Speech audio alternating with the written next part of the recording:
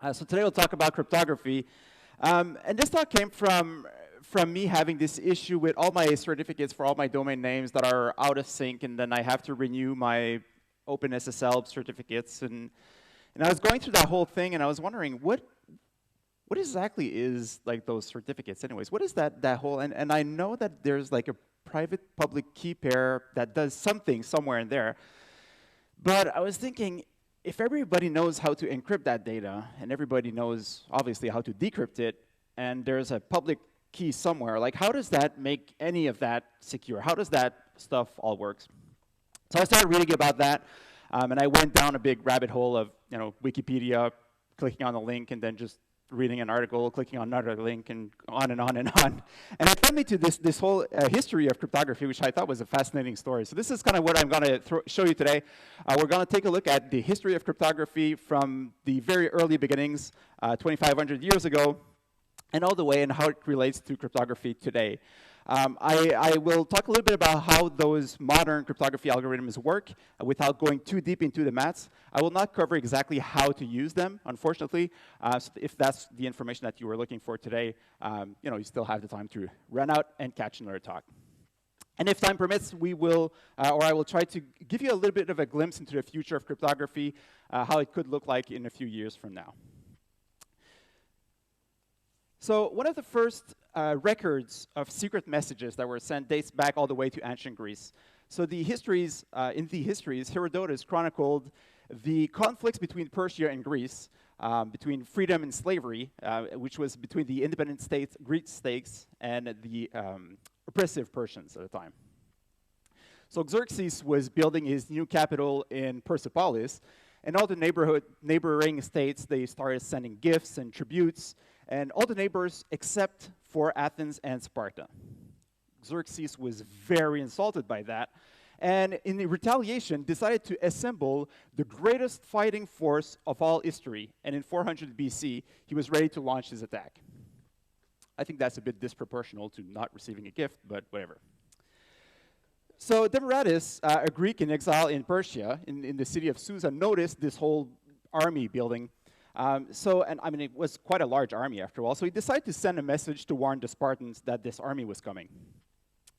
Back in those days, they were using those wax tablets to send messages. So they would write a message on the wax, and then they would be able to melt the wax and write a new message afterwards, so that they could reuse them.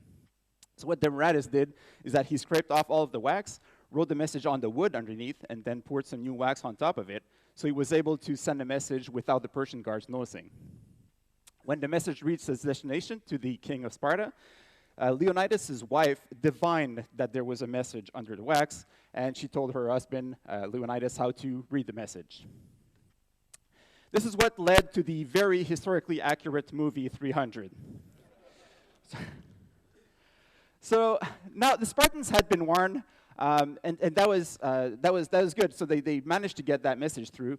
But if a Persian guard also had a divine inspiration and would have looked under the wax under the tablet, he would have found that message, and the history would have been really different. So that's where cryptography comes into play. That's where it helps us. It will help us to hide messages in plain sight. So this is a cytel. It was used by the Spartans in about around 400 BC.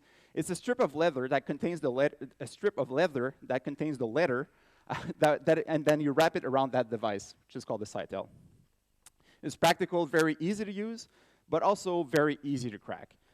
If you knew the number of sides for that cytel, then you knew that every seventh letter, for example, had, or they were consecutive letters, so you'd be able to decrypt the message without too much effort. But it was kind of easy to use. And that was encryption by transposition, so in which they changed the order of the letters in the message. Nowadays, we use encryption by substitution, where we actually change the letter one by one instead of changing the order of them. Actually, we also use a little bit of both now, but that's kind of what has been used over the last 2,000 years. So before we jump into this topic, let me introduce myself. So my name is Joel. I'm currently based in Toronto, Canada, but I'm French-Canadian, so that's the charming little accent that you might notice. I work as a developer advocate for Red Hat OpenShift, although my talk has absolutely nothing to do with that today. If you ever want to get in touch with me, Twitter is always the best way. It's right there. So it's Joel with 2 underscores Lord. It's also on the bottom of all of my slides. I get really, really excited whenever I have Twitter notifications, so feel free to tweet as much as you'd like. Come on, I also post pictures of like GIFs of myself, so you know, don't want to miss that. And of course, we're at a conference, so we're all here to collect stickers, right? At least that's the one thing I do at conferences. So yay, we got sticker collectors. So I've got a bunch in front there on the first seat, so feel free to grab some. Those are my latest pet peeves, so password hygiene, pretty much. So feel free to grab some on your way out. So back to our topic today, cryptography. The first documented use of substitution ciphers appears in Julius Caesar's Gallic Wars. He described how he sent messages to Cicero, and he substituted Roman letters with Greek letters, which made the messages unintelligible to the enemies. Caesar was known to use a lot of secret writings in his communications. His most famous cipher, the one that he used the most, is now called the Caesar Cipher. So you take your regular alphabet, and you put another one underneath, which will be your cipher. You just shift it. You can shift it by how many letters that you want. Caesar typically used a shift of 3 for some reason, but that's completely arbitrary. And then you take the letters at the end and just put them back in front. So now you have this original alphabet, and you've got your cipher, so you'll be able to encode your message. So let's take something like Øredev. Actually, I don't have an O with a bar, so let's take just developer conference. And if you want to encrypt the letter D, you just look up D on the upper alphabet, and then you get an A underneath. So you can encode your full message using that cipher. So relatively easy to use, but there's an obvious flaw with it, is that if you have this message, you can kind of look at this message and see, well, there's a few words that have only 2 letters. There's so many words that have 2 letters in the English vocabulary, so you kind of guess this might be I and S. And if you place your ciphers underneath the alphabet, you can see that it maps a shift of 3, and then you can decode the rest of the message. So not that secure. So one solution that they came up with was to try to use a random cipher. So instead of using just a shift, they would use a fully random thing. So in this case, even if you figure out, or you tried that if Z matches to an I, and if R matches to an S, you might be able to place some of those letters along the way, but you can't really decode the rest of the message because all of it is fully random.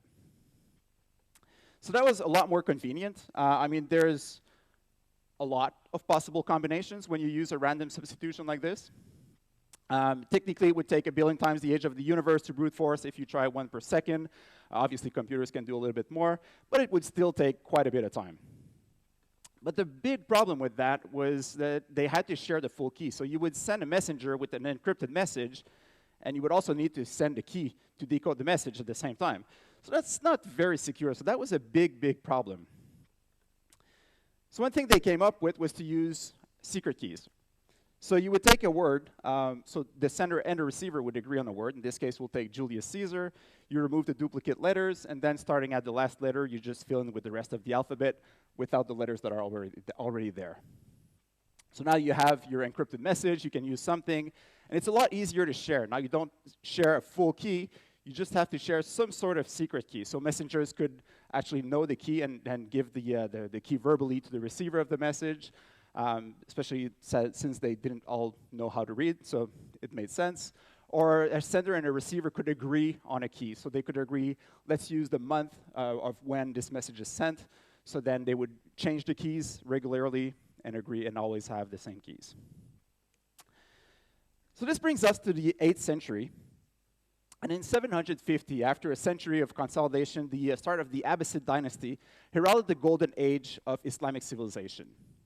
Arts and science were flourishing, and the impact of the Islamic scientists is still obvious by the number of Arabic words that we have in our scientific vocabulary nowadays.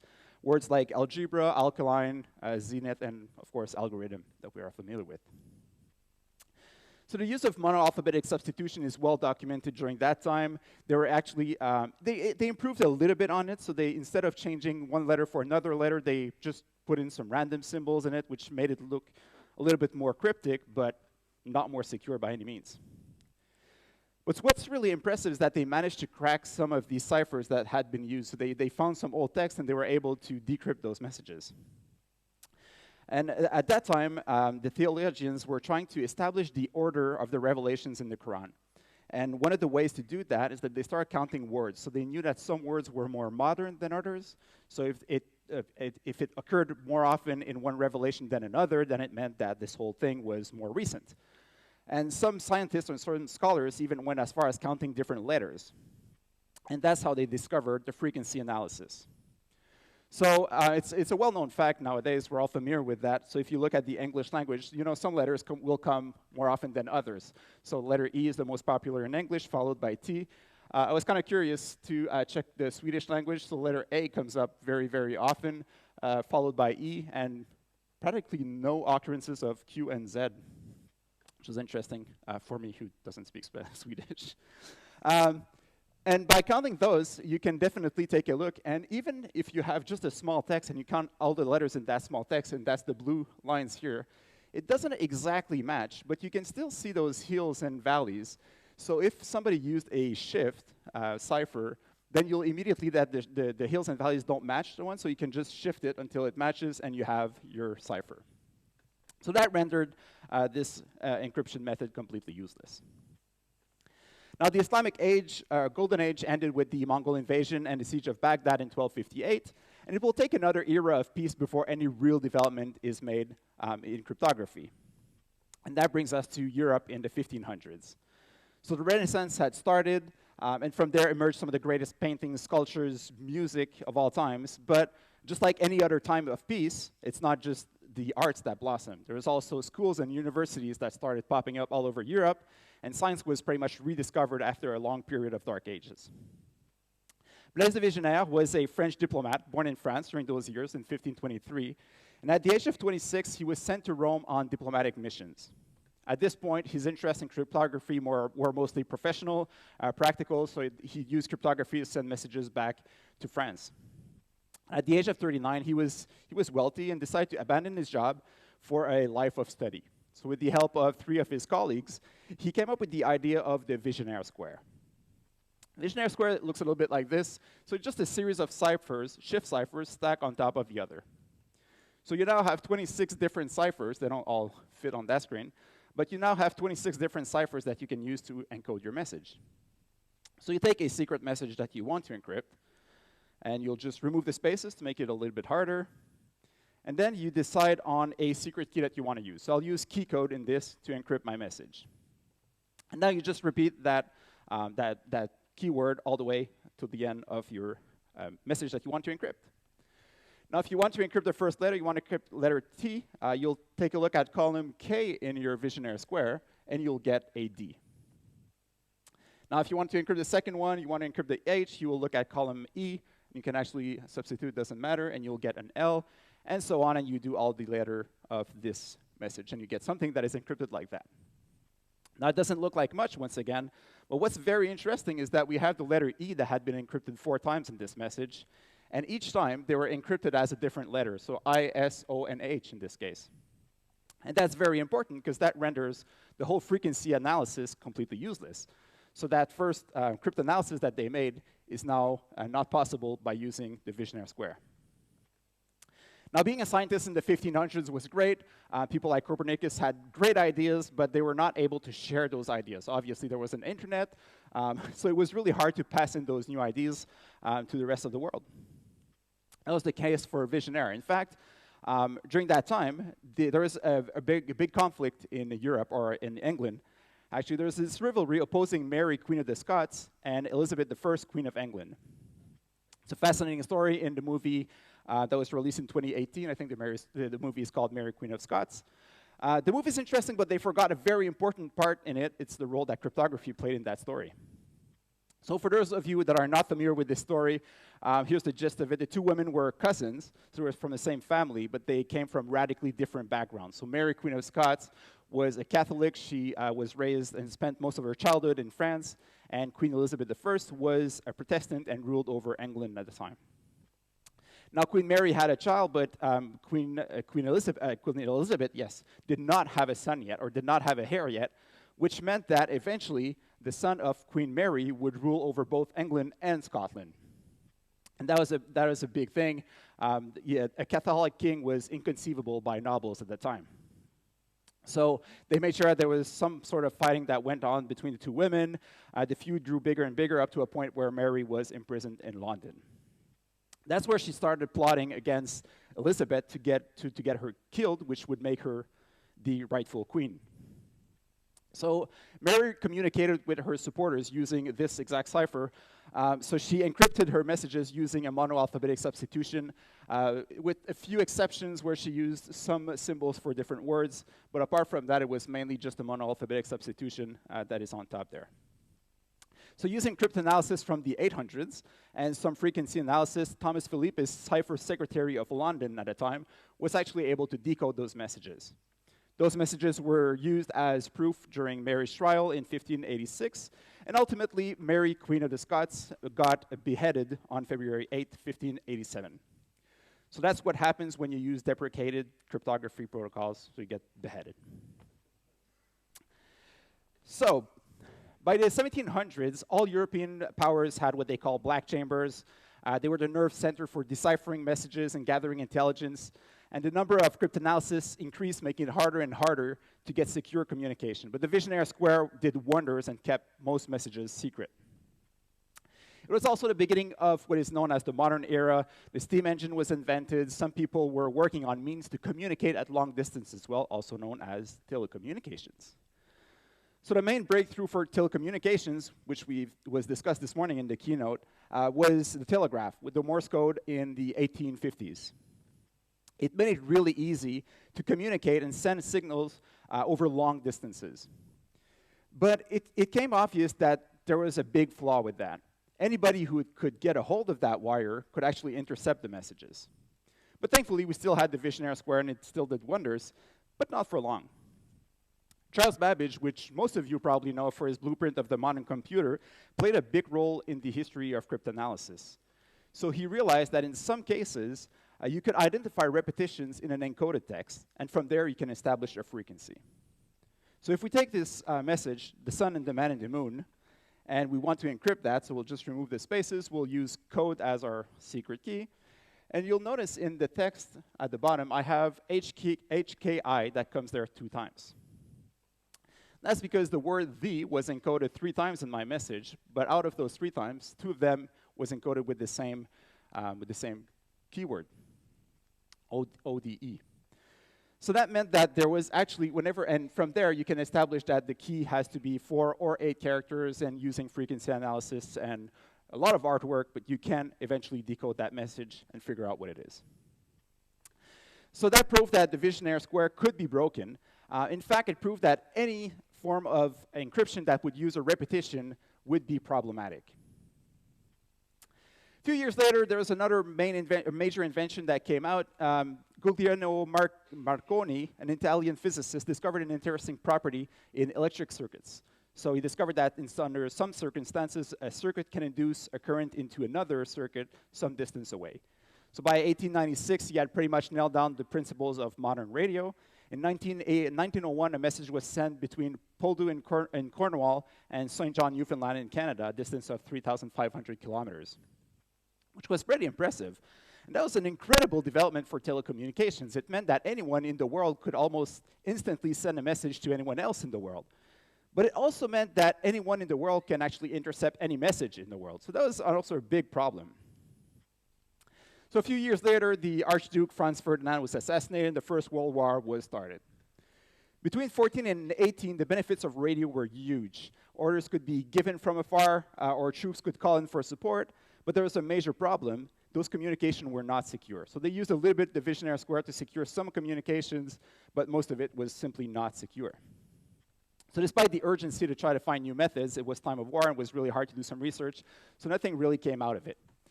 But Major Joseph Maubong of the US Army introduced the concept of a random key.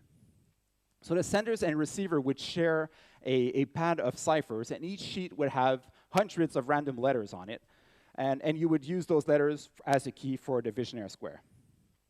The system was called the one-time pad cipher. The system was pretty much the holy grail of cryptography. It's not only hard to decode those messages, it is mathematically impossible to decode them given a truly random key. A truly random key being key here, that's kind of hard to achieve.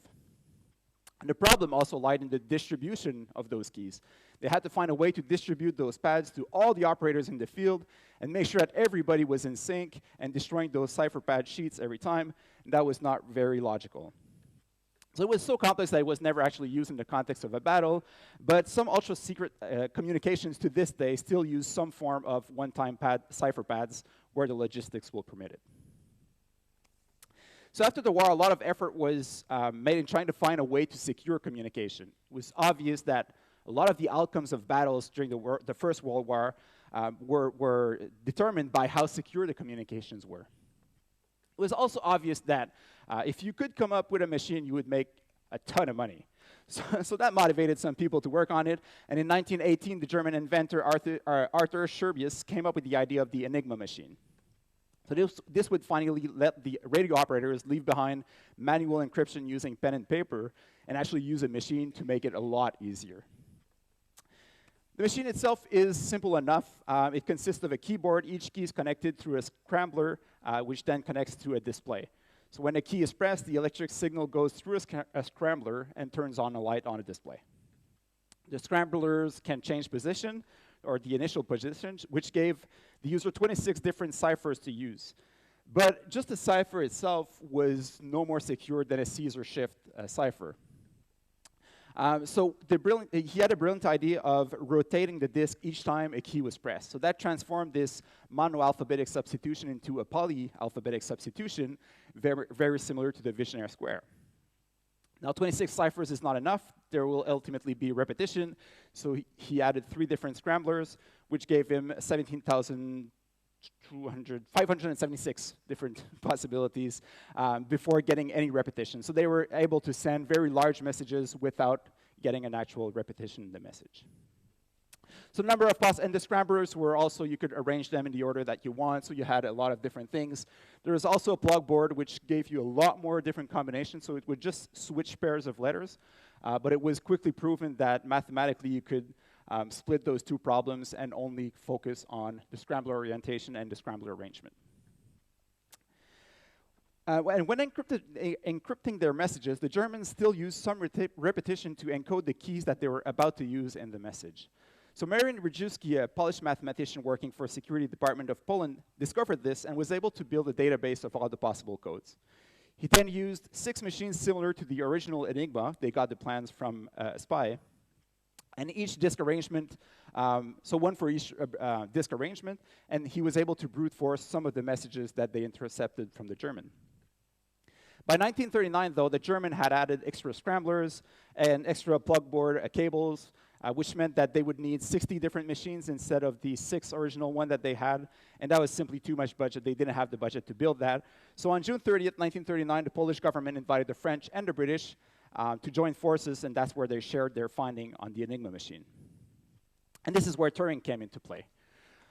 So yes, I put a lot of movie references in my talk. So if you're unfamiliar with Alan Turing's story, there's a movie called The Imitation Game, which is a great movie. And in short, he managed to build a machine based on Rejewski's designs and Babbage ideas, but the machine was just too slow to find the codes. So it took over a day, and the Germans were known to change their keys every day, so that was completely useless. But eventually, thanks to some repetitions and patterns in the messages, they were able to find or decipher some of the message, and that was actually a big deal breaker, and it played a decisive role in the Allies' victory of World War II. Sadly, Turing was arrested after he naively revealed that he was having a homosexual relationship to police when he reported a burglary. So his security clearance was withdrawn by the British government, and he suffered a major depression by then, which led him to commit suicide in 1954. Which is really sad because at that point, nobody actually knew the role that he played and the contributions that he did in the world of cryptanalysis. So by the 1960s, that's where modern computers started to appear, and especially with the creation of the ASCII code, there came a new type of cryptography based on maths. So Horst Feistel, a German immigrant, recently moved into the US, was working at IBM, and he had this idea to encrypt data. So he had this algorithm, and the overall structure is shown here. So it takes a message, divides it in blocks of 6, and of course you transform it into ASCII code, so you get 1s and 0. You split that into blocks of 64 bits, and then you process them in 16 different rounds. There's also an initial and final permutation, which was due to limitations on hardware at the time. And before each round, the block is divided in 230 bits halves and then processed alternatively. So one half is processed through a Feistel function, which uses a subkey, so it's just a part of, or a computed subkey based on the general key that was passed to the algorithm. And then an XOR is applied to the other half of the block. The blocks are then swapped and moved to their next round. So this process made it possible to use the same algorithm both for encryption and decryption, which was a nice breakthrough, and it made it easy to actually encode and decode messages. So the only difference between the two is how the subkeys are processed every time for use in the Feistel functions. The maths themselves can get a little bit tricky, and it's kind of out of the scope of this talk, but if you're interested, there's something called the Simplified Des. The process is simple enough that you can encrypt some binary data using a 8-bit key with just pen and paper. So the method is relatively simple, and there's a link at the end of my slides for that. So on November 23rd, 1976, Feistel's Lucifer cipher was officially adopted by the US government, and it was called a Data Encryption Standard, or DES. So the NSA wasn't too happy about the possibility of every civilian to encrypt all of their data, so they argued in favor of limiting the number of keys to 56 bits long. So this would prevent the civilian community to encrypt or to brute force a message, or to decrypt a message by brute force, but it would still let the NSA do it with their supercomputers at the time. So DES uses 56-bit keys. And in 1977 already, Diffie and Hellman came up with a model and a way to potentially brute force the algorithm. It would have cost about 20 million to build that machine at the time, which was not feasible. But in 1998, it was effectively cracked using a distributed network of computers. So there was still a problem with that. The keys still needed to be shared between the individuals. So the banks were using this algorithm to encrypt the data. But what they had to do is that they employed couriers, bike couriers, to share keys in a padlock briefcase to the other banks so that they could decrypt the message that they just got electronically. Obviously, that wasn't a very scalable way to do things. So there had to be a better way to share those keys. But how can you share a piece of sensitive information without encrypting it? So that's kind of the whole point of encryption. So after 2,000 years, the secret key was still the weakest link of your encryption mechanisms. So Whitfield and Diffie Diffie was passionate about the key distribution problem. And in 1974, he started working on this problem with Martin Hellman to your left. In order to understand Diffie and Hellman's problems with key distribution, let's introduce Alice and Bob. So Alice and Bob have a secret affair, and they need a way to communicate secretly. And in the middle, there's evil Eve, the eavesdropper, just probably someone from HR, who just wants to listen in on the messages to see what's going on there. So Alice wants to send a message, so she can put a padlock on her envelope, and that will prevent Eve to read it, but Bob can't open that padlock because he doesn't have the key, obviously. So there needs to be a way to share that key without Eve actually getting a hold of it, or without Eve intercepting that key. So the idea that Diffie and Hellman built on started like this. So Alice will put a padlock on her message, send that to Bob. Bob will receive it, can't do anything with it, but he'll put another padlock on his message, and then send that back to Alice. Now Alice can remove her padlock and send that back to Bob, and Bob can remove his second padlock and finally read the message. So this seemed like a step in the right direction, but it had a major flaw. Encryption is a first-in, last-out algorithm, so the way those are applied wouldn't work with modern algorithms. So they had to come up with a math operation, and they use modulus operators for that, so that two people could agree on a key by using some secret and unshared information. So this works this way. So Alice will come up with a secret number. She keeps that to herself, doesn't share that with anyone. Bob also picks one. Bob will pick 6.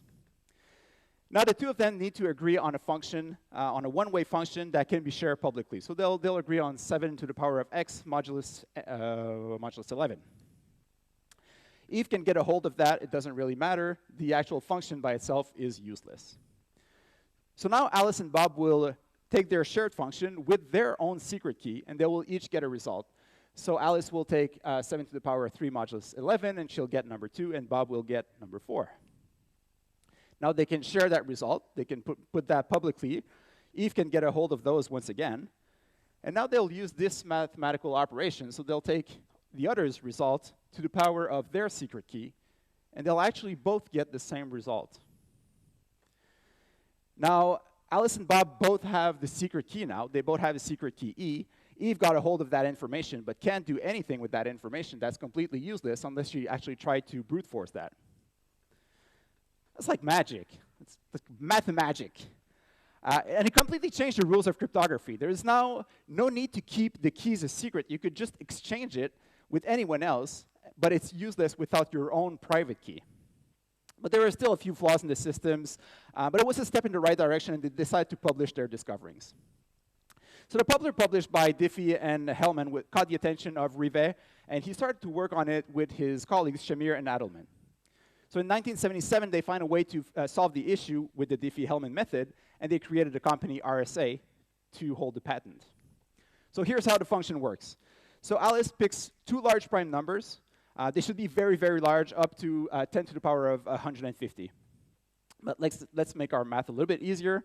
Also, those numbers don't fit on my slides. So we'll take 17 and 11. She also needs to pick another number, E, which is also a prime number, has a few restrictions on it.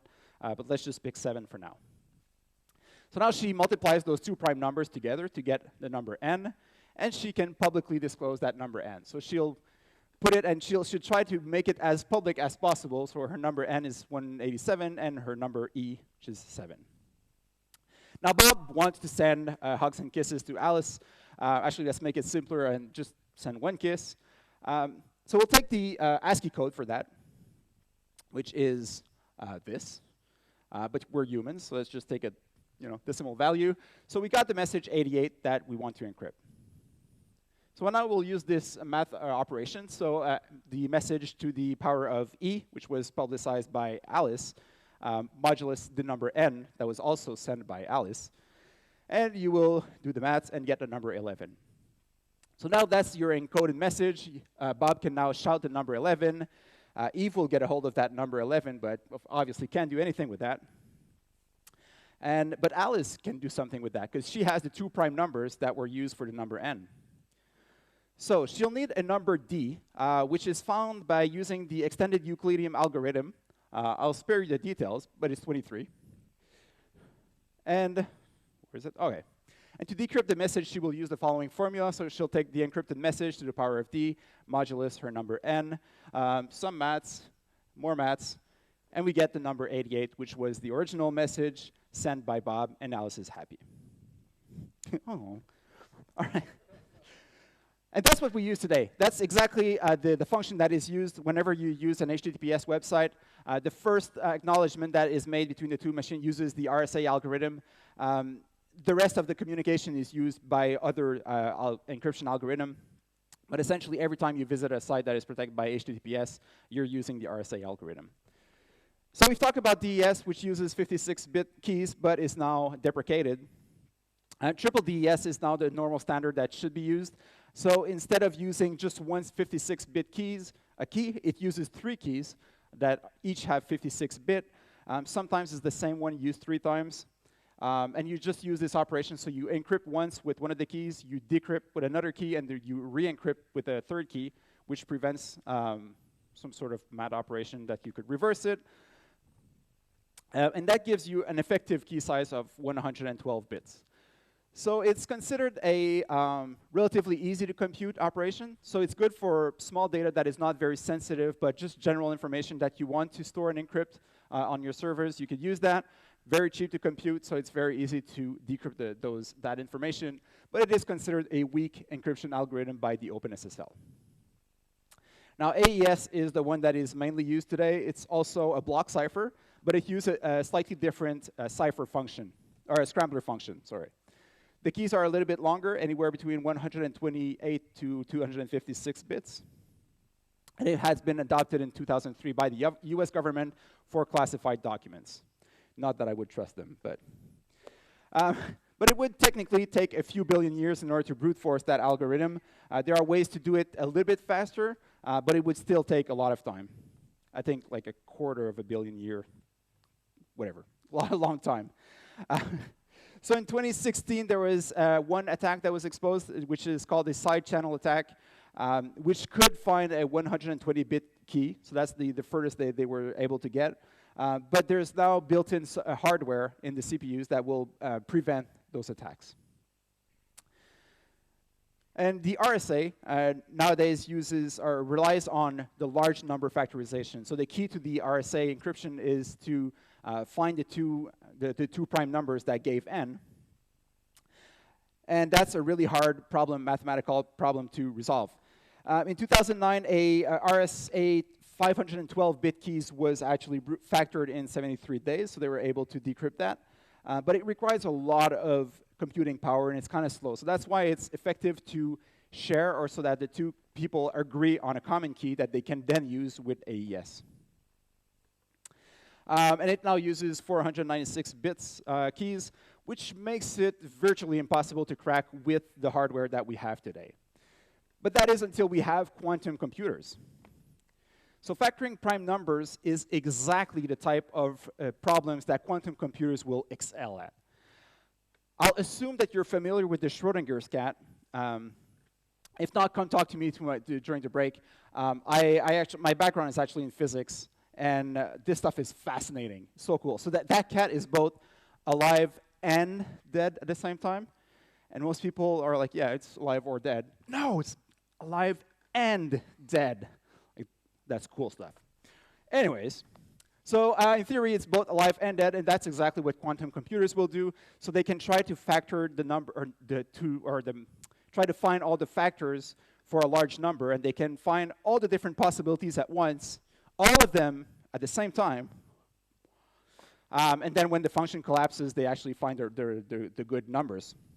And theoretically, with good quantum computers, that could be done within seconds. So that will render the RSA algorithm absolutely useless, unless we also use quantum mechanics to encrypt our messages. So light is, as you probably know, is sometimes considered a wave. One of the things that I learned in my bachelor in physics is that we have no clue about physics. Like it's like a complete mystery. But sometimes light is a wave, if that's convenient for your maths at the moment. And that wave has a polarization. So it indicates the direction in which the wave waves.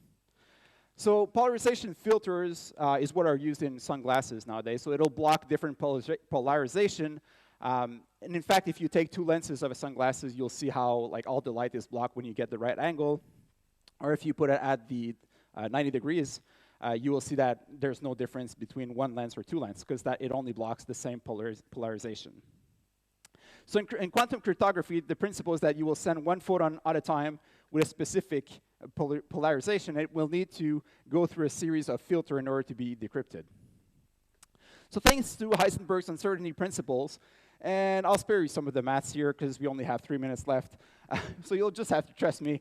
But thanks to the uncertainty principle, you can't measure the polarization of the photons. So Eve would need to guess which filters to use in order to let the message in. And if she used the wrong filters, she would effectively end up destroying the messages, because light is also a particle and would be destroyed by hitting the filter. So by trying to decrypt that message, she would actually destroy it, so the receiver would know that the message had been tampered with, and Eve wouldn't be able to actually get it. So right now, it's mostly all theoretical, but once we manage to actually implement it for everyone to use, using lights all the way from between all the machines, it would be able, theoretically, to have communications that are 100% impossible to decrypt. Not only mathematically really hard, but physically impossible, according to the laws of physics as we know them today. So the question is that what we want? Do we want to live in a world where all the information can be hidden, or do we want to live in a world of constant monitoring? That's an interesting topic, probably very accurate for, well, we're going to have a beer later tonight. So I'll just leave you with some of the modern encryption libraries. If you're using JavaScript in the browser, the Web Crypto API is available to you, so you can use that to generate those, or to encrypt your messages or your information. If you're with the MS tech stack, There's the System Security Cryptography namespace. I haven't touched Microsoft technology since VB6, so I have no clue what that means. And if you're in Java, you can use javax.crypto for all of your cryptography needs. If there's one thing that you should remember from this talk, don't build your own cryptography. All the algorithms eventually get hacked, and there's not a lot of chance that you're smarter than all the people that came up with those nice algorithms that you can use. So here are a few resources, modern encryption algorithms, which kind of describes all the algorithms that I've presented to you today. The code book by Simon Singh, which is amazing if you're interested in the history of cryptography. Crypto 101 is a course by LVH about cryptography. And the Simplified Des template, which I've mentioned earlier, as well as all the references to the movies that I've plugged in. Everything is available on this one link. Don't forget, contact me on Twitter if there's any questions. Thank you.